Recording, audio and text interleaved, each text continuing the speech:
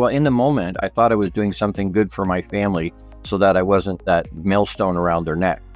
And all I was really doing was transferring my sadness and my frustration and that depression onto the people around me.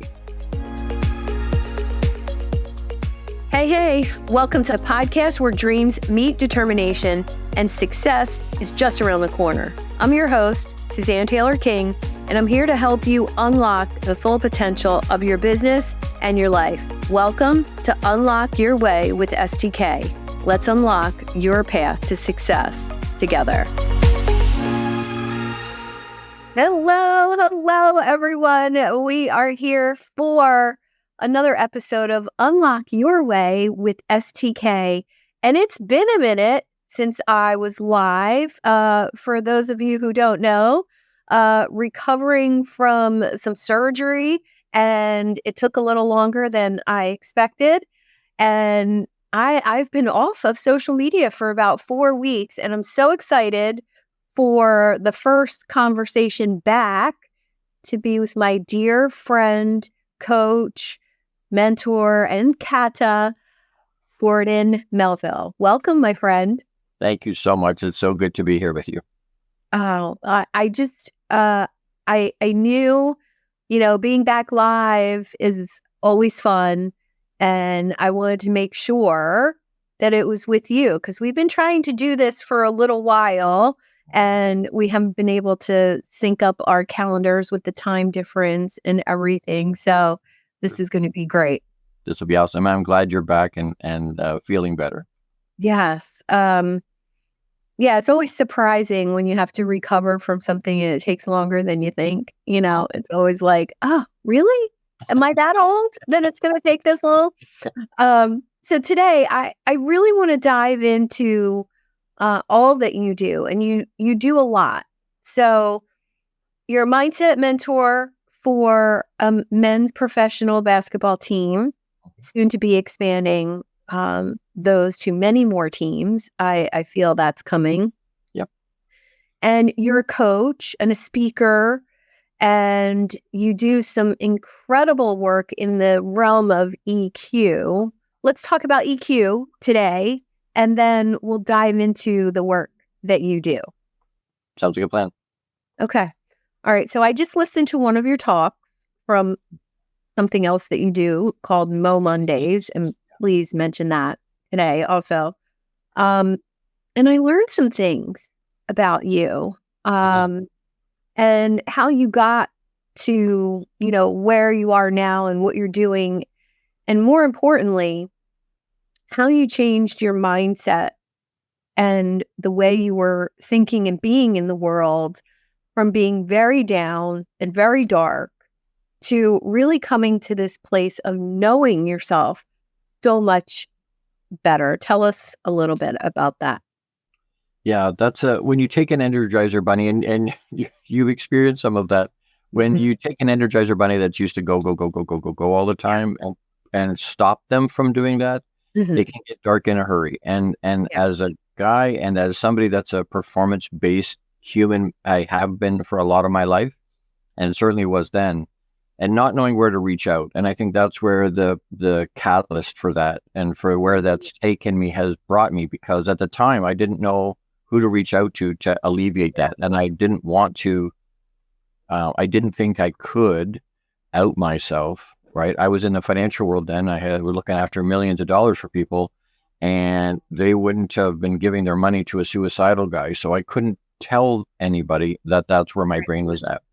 And so you sort of get into a space where I felt, I was talking about this with somebody else yesterday, you get in a space where you feel like you're doing everybody a favor, right? You're right. Because I've always thought, well, it's the most selfish thing you can do. And why don't they just reach out? And in the moment, I thought I was doing something good for my family so that I wasn't that millstone around their neck. And all I was really doing was transferring my sadness and my frustration and that depression onto the people around me. And so,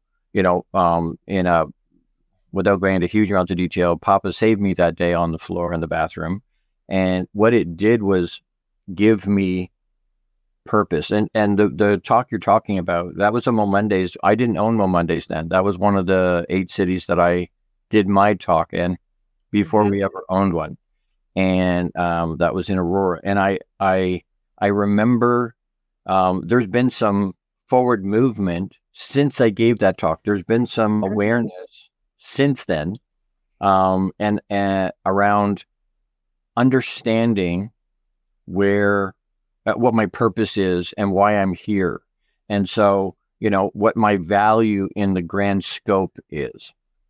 And you and I have talked about this a bunch in other places and on our own, but understanding what our worth and our value is going to generate a mindset one way or another. And so if I think my worth and value is less than, or not enough, or not lovable, then the mindset that's created of that is skewed because it's trying to overcome or compensate for a lack that's not really there.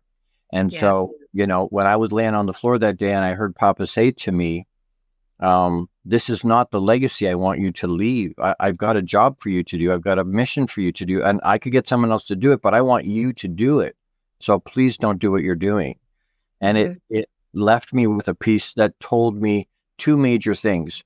One is I know exactly what my purpose is. And I think that's morphed over the years since then, because I think and I'm a spiritual human, when Jesus was here, he said, when they tried to get him to what's the most important commandment, and he said, love Papa, and then love. So I call God Papa because of my relationship with him, but love Papa, and then love each other the way you love yourself.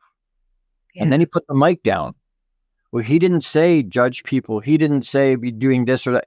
He said love each other. So I think all of our purpose for everybody is to love each other, period. Right now, you're a different human than me. So how that shows up and how you love on the world is going to be completely different than how I do it, because I'm a different human being.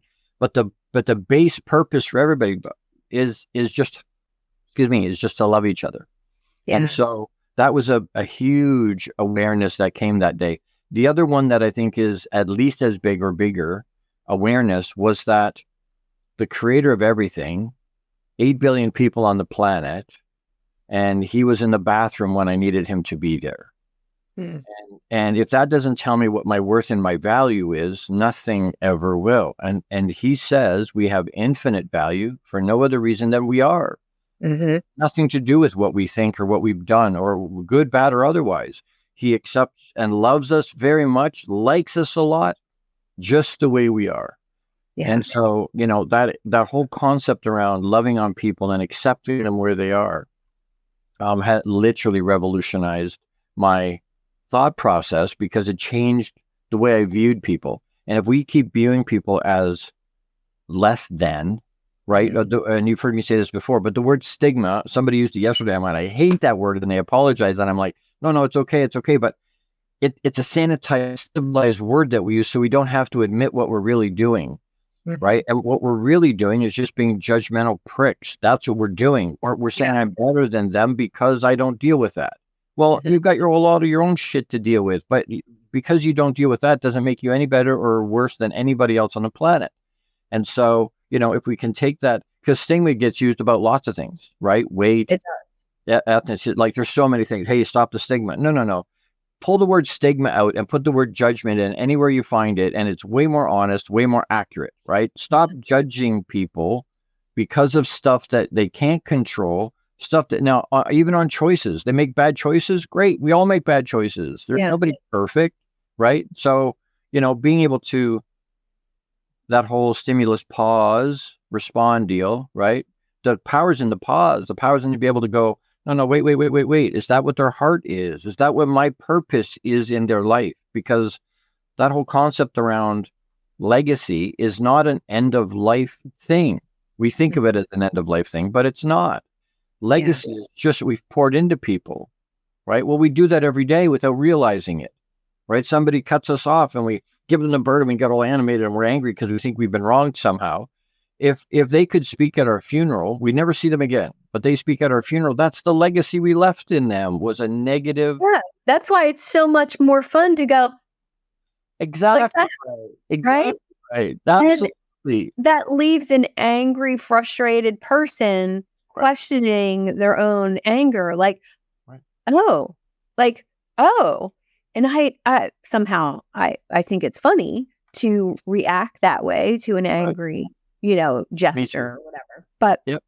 you brought up an important point that I think bears repeating and re-emphasizing, because loving other people, caring about other people, being in service of other people, whether you're getting paid for it or not, Mhm. is just a way of being for certain people. The requirement, at least as far as I'm concerned, is that you have to feel that way about yourself first. You have to care about yourself. You have to love yourself. And I notice with a lot of the entrepreneurs that I've worked with over the years that is the biggest struggle, because of either comparison-itis or, some influencer you want to be like, or some coach that you learned from that says you have to do it this way and you don't want to do it this way. And you feel like an imposter, a fraud, like you're not successful enough to help other people. And tell us a little bit about what that looks like, because your program, your Boxed Inside Out program, really sealed a couple deals for me around that idea of imposter syndrome versus me showing up in service. Who am I being? Feeling? Absolutely. Talk a little bit about that for us. I ask the new people a lot right now, and I have for a little bit. It's become kind of a core thing, right? Who you be. And I know that's grammar's baffed, right? But no, I love it. I love it because it's different.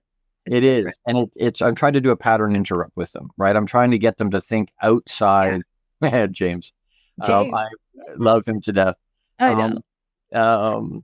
But yeah, outside that concept around who we're being, we get stuck in a loop, hamster wheel of what we do, right? And we forget about who we're being. And so I think if we focus on who we're being, then we do, the doing becomes an extension of who we're being, in which case we have alignment and flow, right? Yeah. But if we don't know who we're being, and that's why I say I'm trying to interrupt their thought pattern a little bit to get them to go, what did he just ask me? Right? Because most people can't answer that question. Most people can't tell me who they're being because they don't know, right? They have no idea. And so, I think it's an easy question when we're at parties or we're meeting new people. Hey, what do you do? Right? Or how are you is a polite thing, right? We don't really care in general. Some of us do, but most people, when they say, how are you, it's just a polite way to greet people. It's not, matter of fact, if you answer them, they get pissed off that, oh crap, I'm sorry I asked, right? Right. But that's the health part. And then, hey, what do you do? Is kind of it's an easier question than saying, who are you being? Because they don't know. And that means they have to be transparent and vulnerable, and they don't want to do that either. So, I'm an architect, or I'm an insurance guy, or I'm a coach, or it doesn't matter what it is. The point is we conflate what we do with who we are. Yes. Right? We get our identity and wrongly pull our identity out of what we do. And what we do has nothing to do with who we are. Yeah. Right. It's such a different question. It is. I've had numerous different careers, and so have you. But I believe I've always been being the same type of person, the same feeling, caring, service-minded, care about other people person. Right. And I think when challenged to be better, it's always on my list, right? I know it is for you too. Let's have today be 1% better than yesterday. Let's have my performance be 1% better. My food be better. And it's this constant trying to be better, do better, that actually can get a little overwhelming if you really start tracking like I do. I'm tracking sleep, I'm tracking water, I'm tracking steps. And if every day has to be improved upon, it implies that there's something that's not good enough. Right. Mindset wise. Right. But I think I think it's an awareness. So, right. It's not, one of our good friends, Dr. Oliver Reed, said to me, Gord, you can't become who you already are. Yeah. Right. We are already perfect in every way. We're already who we're supposed to be. What we end up doing is, it's not 1% better. It's 1% closer, more aware of who I really truly am. And then being able to put that out for the world, right? Being able to be, we're uncovering that awareness of, we perceive it as better. We perceive it as more efficient or stronger or more productive or whatever. But I think it's an awareness that we're having on our own of who we're supposed to be, right? Because we're trying to find out who that is. We don't know. Through our whole life, we don't know. Okay, who am I supposed to be? Right? How am I supposed to show up in the world? And so when I ask people who you be, that's what kind of I'm asking. How are you showing up in the world? How are you showing people your heart? How are you loving on the people that are in your life? Because we get sidelined with, like you say, tracking steps, tracking water, all the things that and you and I are both performance-based humans. So that's how we've learned to be, hey, I'm not, if I can't track it and if I want to get better, I have to be able to measure it. Yeah, numbers don't lie. Got to measure it. Right. But be incremental improvement and awareness around who we're being will allow us to be aware of who we're supposed to be. Yeah. Right? We're not becoming, well, we are becoming, I guess, but we're becoming aware. We're not becoming a different human. Yeah. Right? We're uncovering are we remembering who we're supposed to be? Absolutely. I mean, in this world of, we're in the online space, but even if you're not in the online space for your business, there's still movies and TV channels and unlimited choices of types of peanut butter. And there's so many, like, do we really need 40 different kinds of peanut butter? It drives me crazy, but there's so many distractions, right?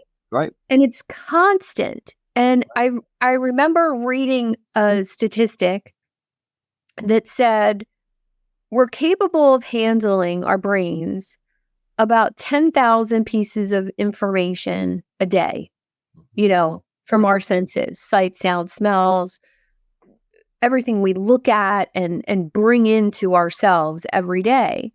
But we unconsciously are bombarded by over 60,000 pieces of information every day. If you are scrolling, or if you're reading email or watching the news or flipping channels even. And that distraction, just had this conversation earlier this morning, that distraction is what keeps you from mindfulness. It's what keeps you from remembering who you're supposed to be in this world. Absolutely. So thank you to Patricia Linder for that conversation this morning. It was amazing. What do you recommend for your clients to really get back to that mindfulness place of being for themselves? Let's start with client 0 first, right? For themselves, what are some of the tools or activities that we could do to really get in that space? That's a great question. It's unplug. Right? Something that you would have experienced. So you had, when you got sick, that was an emergency thing. That was an unexpected thing, right? Right. You would have had plans later that day, later the next day, or through the following weeks. You had shows to do and clients to follow up and all that, right? That we look at from a day-to-day basis and go, well, I have to do this. They're counting on me. But what happened when you weren't there? Nothing. Did they go away? Did the world implode? No. No. So we put all this emphasis on, I gotta, right? Unplug, right? I tell people all the time, I'll tell clients, literally unplug. Stop. And it's empowering. I find it as an empowering thing because it means it's something I can control. I don't have to have 60,000 pieces bombard me every day. If I spend less time online or less time watching TV, I don't even have cable. We haven't for years and years and years. Now I own a whole bunch of movies and we have Netflix and Disney Plus, but I'm not watching news. I'm not watching, right? So I pick and choose where I'm going to plug that in because there is a time to do that. There is a time to sit with the family on the couch and watch movies and have pizza and popcorn and whatever. That's productive because it's bonding. But right? But being able to control what you allow yourself to be exposed to. So taking that another step further, we have a conscious mind, unconscious mind, right? We have a conscious mind that has a gatekeeper. So if I said to you, hey, I say to you something that's completely wrong or against your beliefs or your morals or whatever, your conscious mind picks that up and goes, no, that's not right, and doesn't let it in. Mm-hmm. But your unconscious mind does not have a gatekeeper. And so we're talking right now, but if the radio's playing behind you, we're focused here, but anything that's happening on that radio, positive news, negative news, all the crap, and it's being poured into our subconscious. Yes. Without us realizing it's being poured in because there's no gatekeeper to stop it.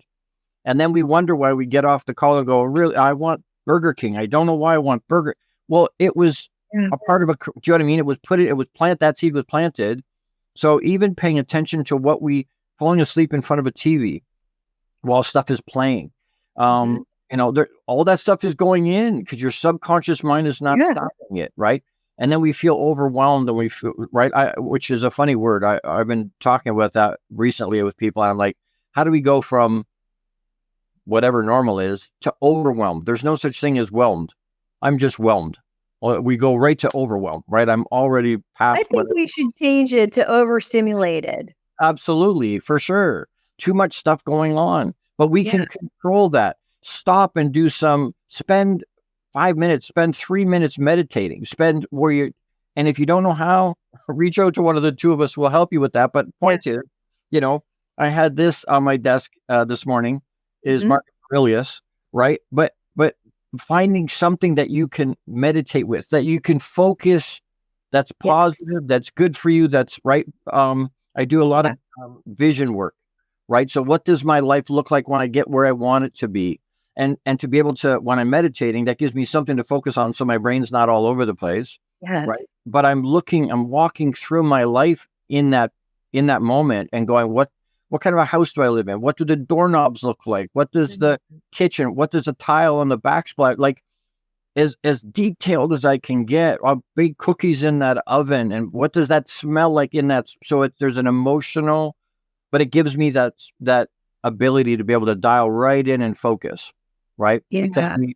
That stimulation has us scattered.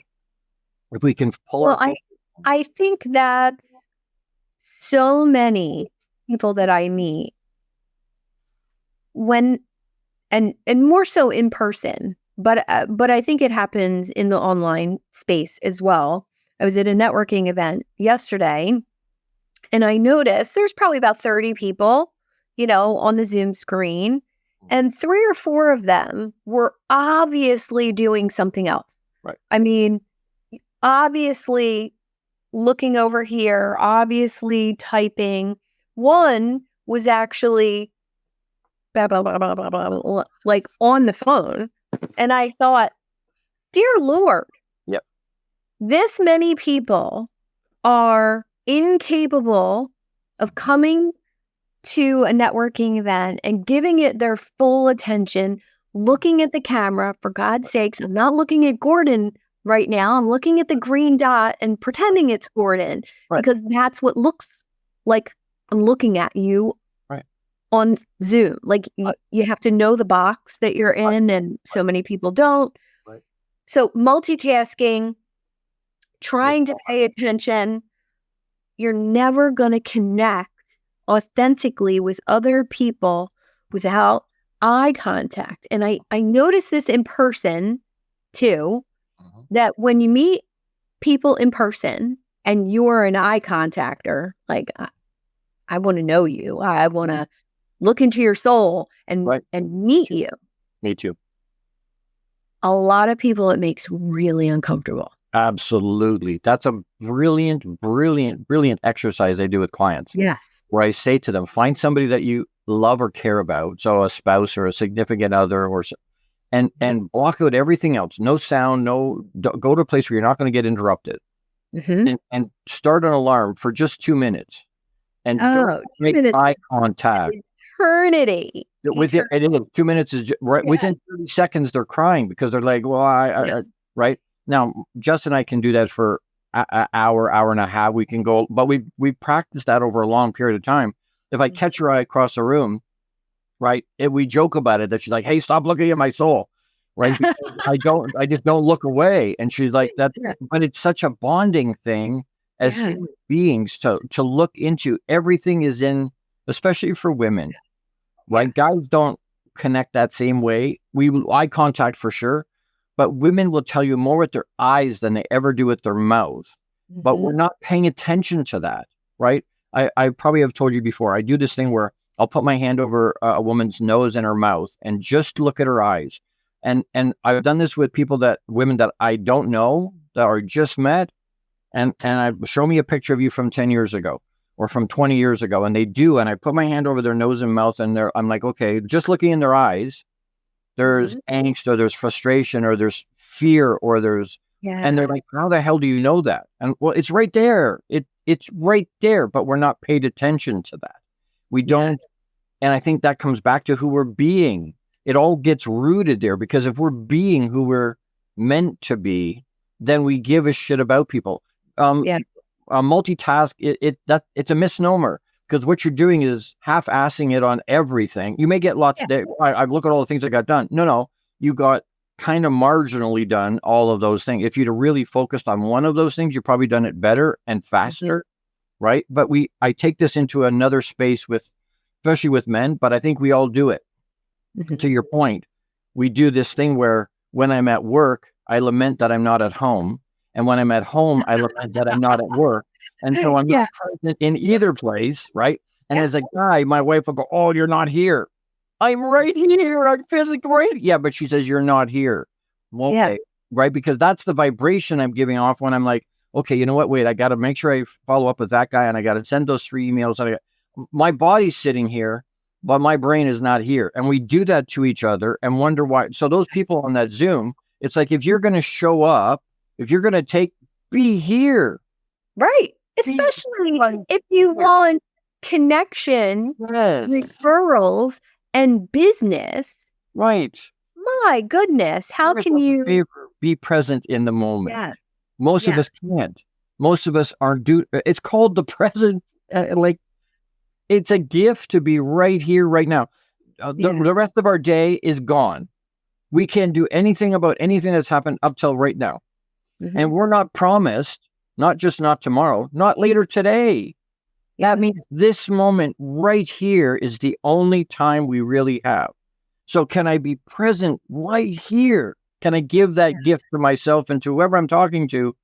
There's nothing else going on. You had stuff going on earlier. I had stuff going on earlier. We both have stuff going on later. But right here, right now, there's nothing in my life except Suzanne. There's nothing happening except you. And when we do that, you're right. The connection is way, way, way stronger. Let's talk about that. Do you think, now we met each other and we very quickly became connected. Like we did. Spiritually connected. Yep. Right. We've never met live. No. And sadly, I feel like you're a soul brother to me. Like you are this warm and comforting, motivational, inspirational force in my life. And when we get to do that for other people, well, it's an incredible gift. But that would have never happened if we weren't able to be fully present with each other. I don't care whether it's a 2-minute WhatsApp message that's like, I love your voice and you like hearing my voice messages. 1 or 2 minute voice message where I'm not doing anything else except talking to Gordon. And I'm not saying you're the only one I do that with, but the people that I have real connection with, that's the Suzanne that they get. And I know you're the same way. How do we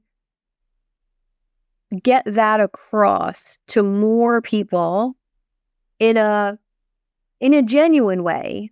I remember a couple months ago, I reached out to someone I feel very, very close to. I feel very, I love what he's doing in the world. I love his journey to get to where he is now. And I hadn't heard from him in a while. And I sent a voice message on LinkedIn.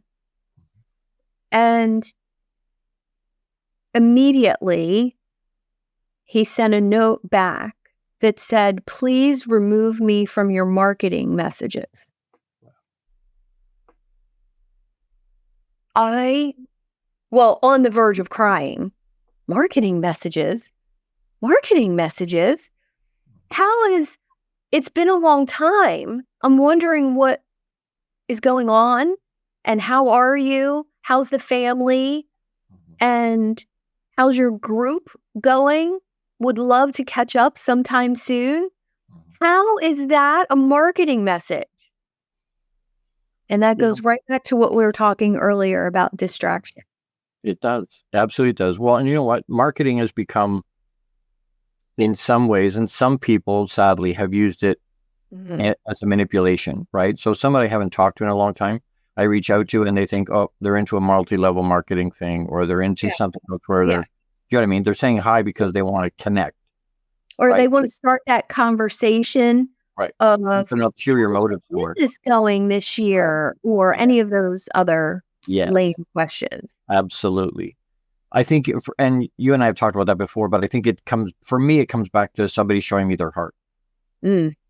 Knowing what their heart is. The other part of that is that your journey is for you. Their journey is for them. And you can't control, right? If we try and control things around us, and control is an illusion outside of ourself. What I think and what I do are the only things I can control. I can influence, but I can't actually control anything else. And so, did you put that message out genuinely being you? I would say yes, because that's how who I know you to be. But they received that, and you're not responsible for how they received that. True. Right. And what they're telling you is, this is where I am on my journey. So I put that through, again, the stimulus, pause, respond deal. And when I'm pausing in that space and I get a message like that, I'm like, all right, what do I know their heart is towards me? Are they normally nasty and no, great. Then you know what? It has nothing to do with me. That's something that's going on in their life. I'm not going to, so 4 agreements, right? One of them is don't take anything personally. They're not being yucky to me to be mean to me. There's something going on in their life that has nothing to do with me, right? And if I'm thinking about people in terms of, that's why it's so important for me to watch and find out what their heart is. Who are they being? Because once I know that, I'm evaluating the pause thing when I hear something that's incongruent with who I believe they are and who they've been to me. Then I'm stopping and going, okay, wait. That has nothing to do with me. That's not who they are to me. So clearly there's something going on in their life. And to not take that personally and go, you know what? What they've done is chosen not to be part of my community. And that's okay, right? And it is okay. It is okay. It's hard though. Because there's a couple influencers out there who teach this method of authentic connection, and they teach you to reach out to friends and make new connections and actually act like you care, act like their friend to get them engaged in a conversation when really it's a robot doing it. And I think so many people are doing this inauthentic marketing that it has soured things for people who want genuine connection. I'm not in the online space to have 10,000 friends, to be as close to 10,000 people as I am to you, but I'm there for connection and meaning and community and, being of service to those clients that I serve and then helping them meet clients. And I just think the way you do things, the way you have surrounded yourself with the right people, the way your growth has been slow and steady, and you're very focused, which in the online space is a huge compliment. You don't change what you do. It's always the same. It's very consistent. And how did you get to that confidence level with what you're doing? And, the EQ for men, that's brave of you to take that on. How did you get to that space for yourself? I think some of it, and you'll find this out when you turn 30. As I've gotten, Number two. yeah, as I get older, what I'm finding is at some point you go, you know what? I don't give a rat's ass. I really don't. Right? If you connect with me, great. Hey, Cheryl. Hey, Cheryl. If you connect with me, wonderful. If you don't, that's okay. I'm not everybody's cup of tea, and I'm okay with that. Right? Yeah. I come to a place where are there people going to not want to continue the journey with me at the level I want to do it? Yes. And that's okay. I can love on them and but they're choosing to step away. I don't have to ask them to. They just drift off because they don't want to be, whether it's convicted because they go, crap, I gave up, I didn't keep pushing, or it doesn't matter how they view it. Yeah. Once I got to a point where I was like, you know what? I'm going to be me. And if you like that, wonderful. And if you don't like that, wonderful. That's great. It doesn't impact me one way or the other. When I get negative comments on my shows, the first time that happened, Christine called me and said, hey, there's a negative comment. Do you want me to delete it or you want to respond to them? And I'm like, no, I'm going to respond to them. And I was like, yes. And she's like, why are you happy? I said, well, they told me I hadn't arrived until I had haters. Now officially I have somebody that's not happy with me. I've arrived. But she said, what are you going to say? And I'm going to say, thank you for the feedback. I appreciate the engagement. Make it a great day. And she goes, oh, yeah, you can say that. That's fine. Right. Because she's worried it's going to, right. But once you get to a place where, and focusing so hard on who I'm being, I'm going to show up a certain way. And if you like that, great. If you don't like that, great. I'm okay with that. And I think that's where there's a linchpin in there because we're afraid we're going to be alone. If I be right, we talk about, and it brings us back in some of the other things we talked about today. Everybody wants to be unique, right? I got to be unique. I got to stand out. Be you. That's unique. Nobody else can do that. You do you better than anybody else, right? Yeah. But we have this neurosis around that says, well, I know we do have moments, right? We have these Superman things. We put our hands on our hips and we go, hey, I'm going to be unabashedly, unapologetically me. And if they like it, great. And if they don't like it, great. And then somebody we love or respect or care about challenges it. And we go, and instead of standing there and taking it, we turtle and we put our mask back on because we go, no, they're not going to love me if they find out I have foibles and warts and I'm not perfect. None of us are. Get over yourself. So, well, isn't that one of the main human fears is to be ostracized from the pack or the family or the tribe or, and take that a step further.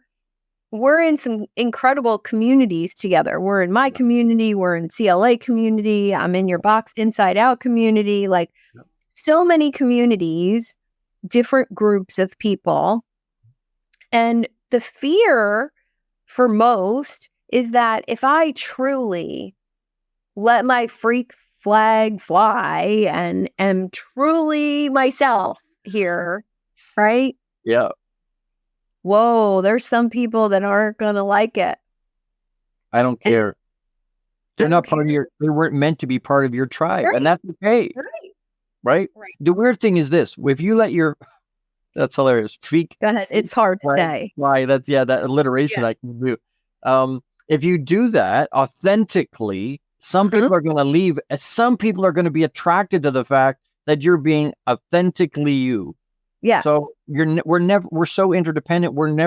You're going to attract new people that love the fact that you're being you, right? Yes. Like I wear shorts and sandals all year.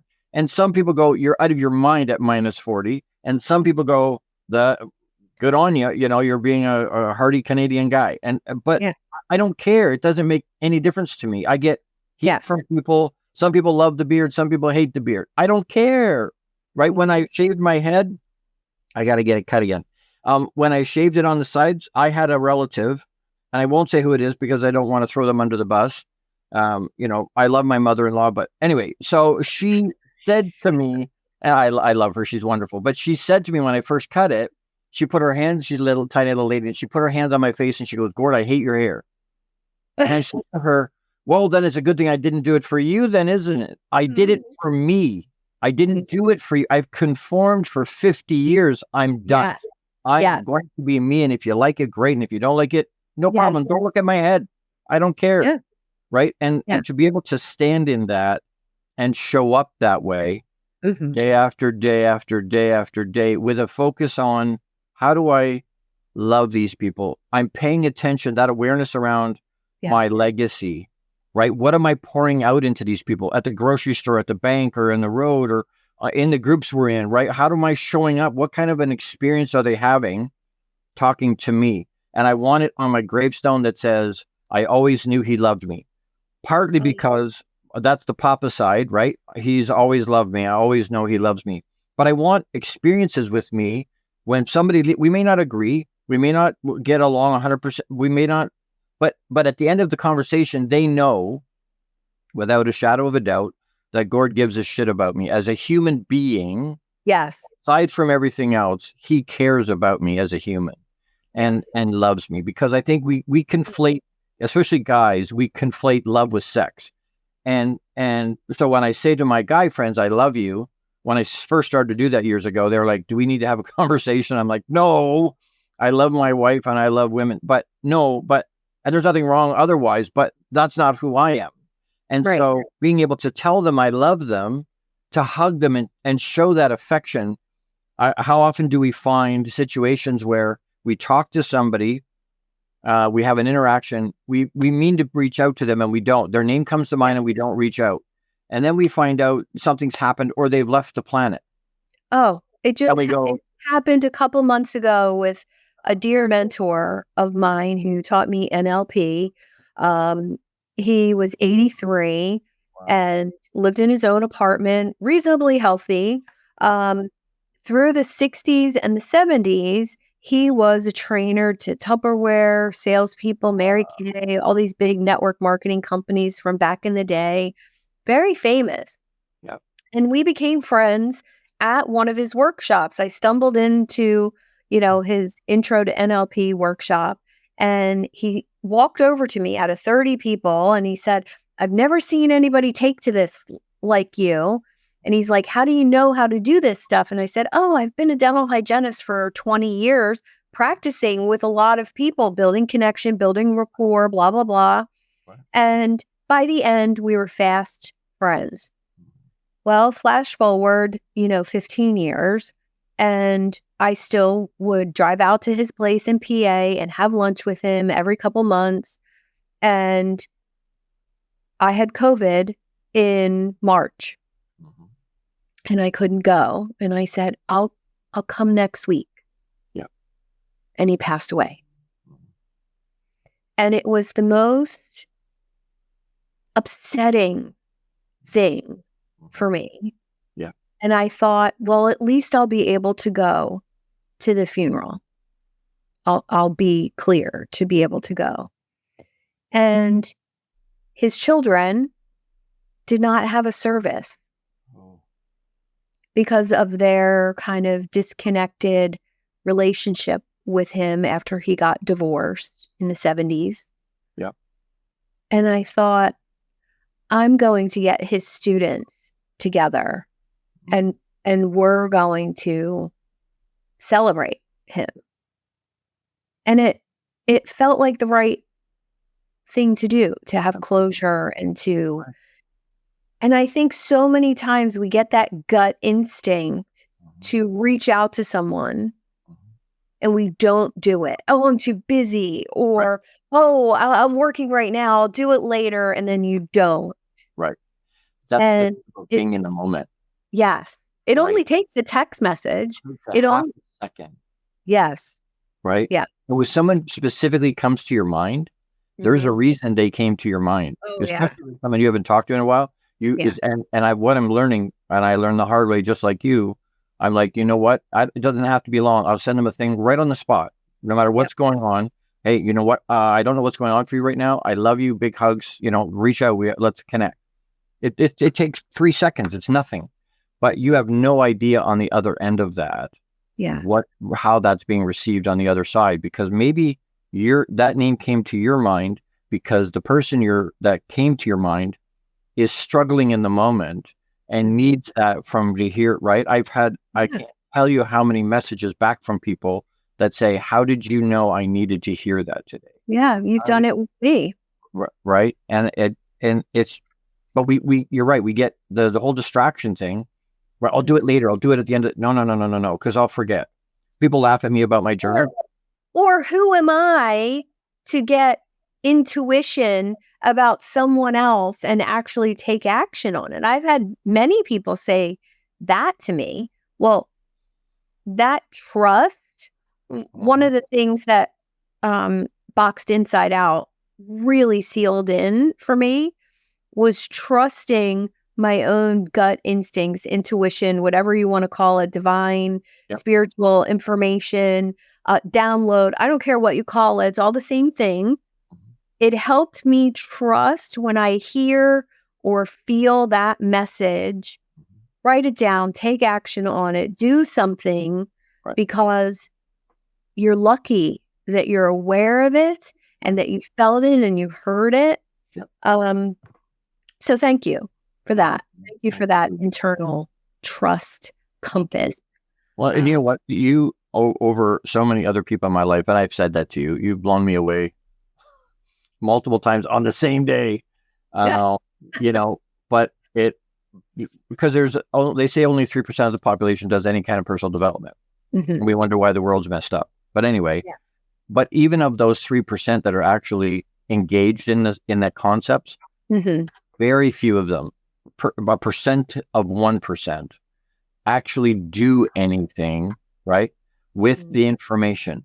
So somebody that reads a lot but doesn't do anything with the information might as well be illiterate, because the information is going in and they're not doing anything with it. Now, they could be planting seeds to do something with it later. That could be, but somebody that can read and doesn't is on the same level as an illiterate, right? So being able to take the information and do something with it. Knowledge is not power. Applied knowledge is power. Yeah. Right. And so being able to take it, and you not only learn the stuff, you take the information and you go, okay, so how do I apply that? And the next thing I know, I'm getting an email or a thing from you that goes, hey, I'm doing this now. I'm like, holy crap. I remember a conversation. I laugh because my clients say the same thing.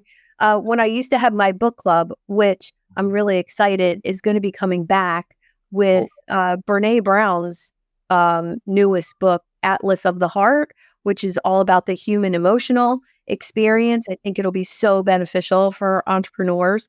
But when I used to do my book club, it was always a business or marketing or some sort of business growth book. And we would read the book in a month, and we would meet once, and we would talk about it. What was your big takeaway? What action are you going to take? And then I would produce with some help of AI and the way I summarize a book, an action plan for entrepreneurs reading this book. And I remember the last one I did was Key Person of Influence by Daniel Priestley. Great book, right? I live by that book. Yep. And I made an action plan for my clients and the people that were participating in the book club. And every single person was like, oh my God, you took that book and gave me a number one, do this. Number two, do this. Right. And if you're not going to do that when you read, right. I don't know what you're reading for. Right. Well, and to take that to another step, you can write the plan down. Do you execute the plan? Mm-hmm.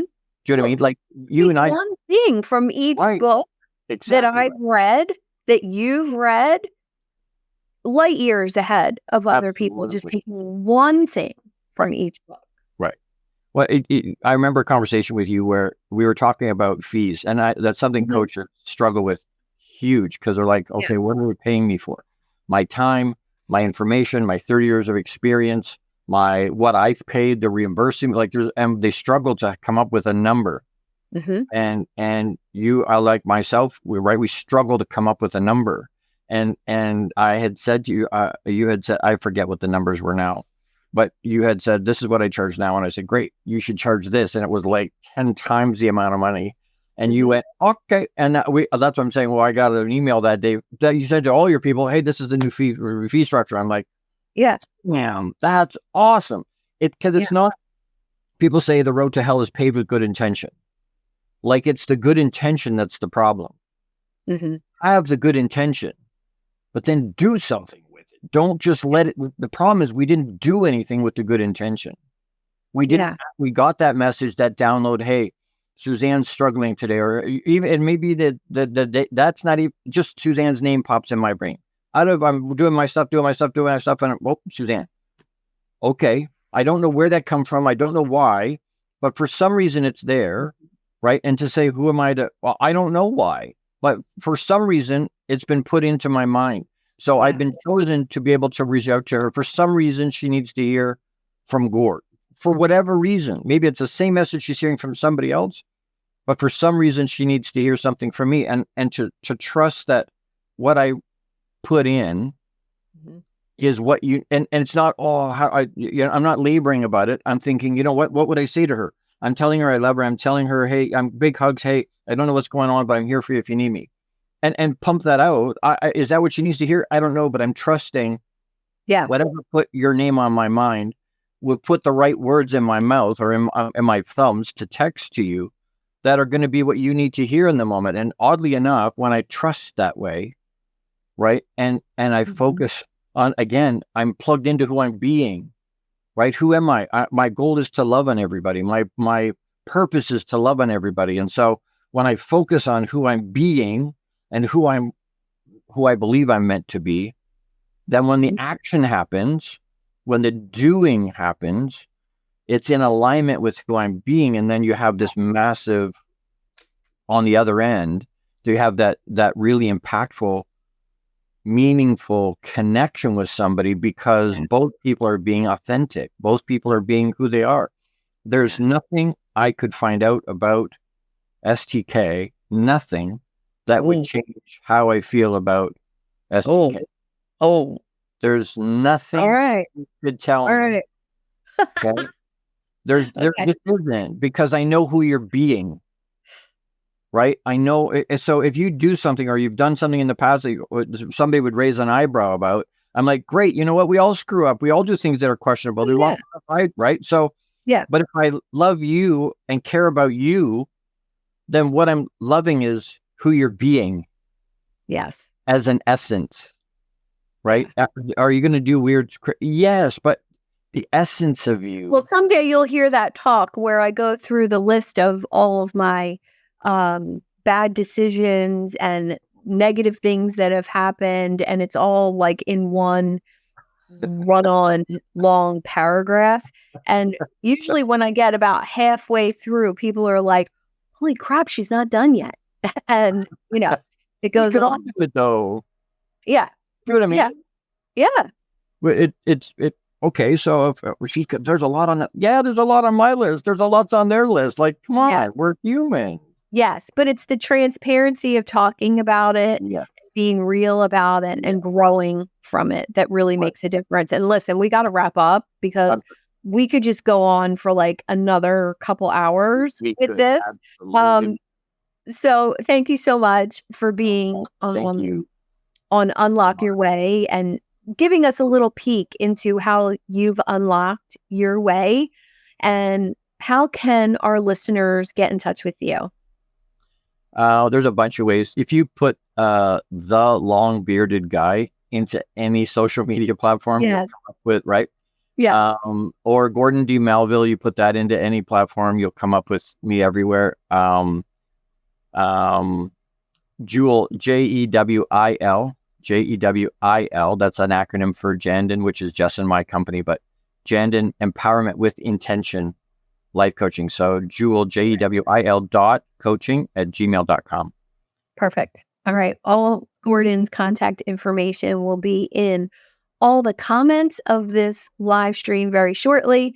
And please look for Gordon's episode live again in about 2 weeks on all my and his social media platforms. Thank you again, Gordon, for being here today. Thank you so much for the opportunity. It's an honor. You're welcome.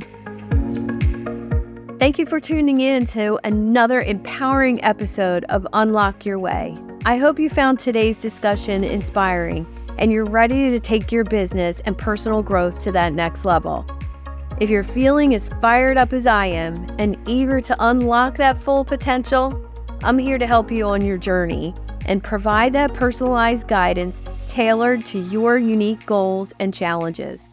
Simply book a one-on-one coaching call with me and we'll dive deep into your business aspirations and see how we could co-create a roadmap for your success. And whether you're striving to scale an enterprise or just getting started, I'm here to support you every step of the way. To schedule your coaching call, simply visit the website at unlockyourwaywithstk.com, click on the Book a Call button, and we'll turn your dreams into that reality. Subscribe and review on your favorite podcast platform and on YouTube. Plus, you can join over 800 entrepreneurs in the Idea Lab Facebook group. Let's make success as an entrepreneur happen together. Until next time, I'm STK. Keep dreaming big, stay focused, and most of all, have fun while you're doing it.